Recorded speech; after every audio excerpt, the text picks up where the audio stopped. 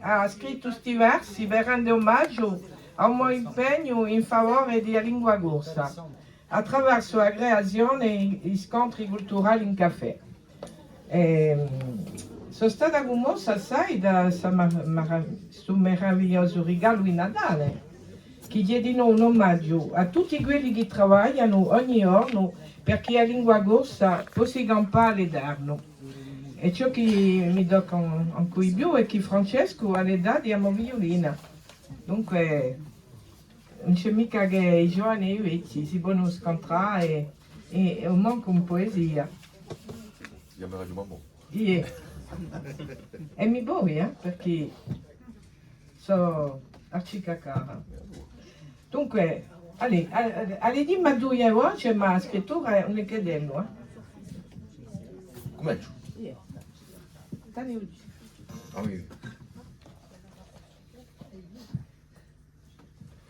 Ci sono di stonde rare, due chi ne sono convinto, mezzo tanto anime gare, uomo si può sentire strinto, dall'uso particolare di lingua e di istinto.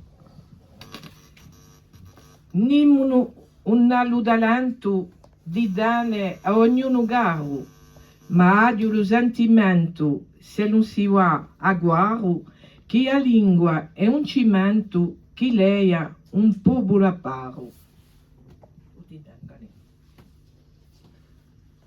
Natale bene fra poco a tutti e pensieri e noia, a quelli che non hanno vogo da trovare calore e gioia, si sentiranno in sto luogo di sicuro in casa sua. Quando la corsicasana quasi più non si scontra, ferma una colta cristiana dove chi la gente pronta, come un ciocco di campana si denegaro e si contra. E tanto che lo si parla, o corso come lo era, si rie, si canta e ciarla, in ogni senso e maniera, lo corre, mai non si darla, che l'amicizia è sincera. Io pensavo che oggi quest'epoca fosse sparita, ma Catalina Cibodie da monta lezione di vita, facendo rinascere e risorge una primura infinita. Quella sape trattenere il solco di una cultura, che ci corre in due vene e con conosce ora, di bitta tante catene che li pregano sciaura.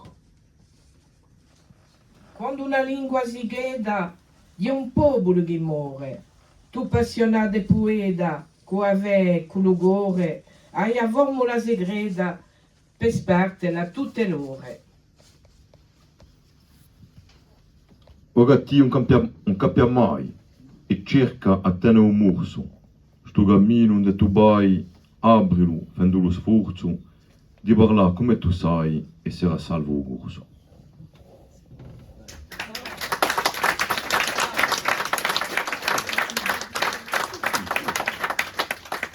Sono scorsi tanto Natali, rigamati artivigi, oggi da scontri nostrali, conoscono e amici, sono i più belli regali da rendere tutti felici.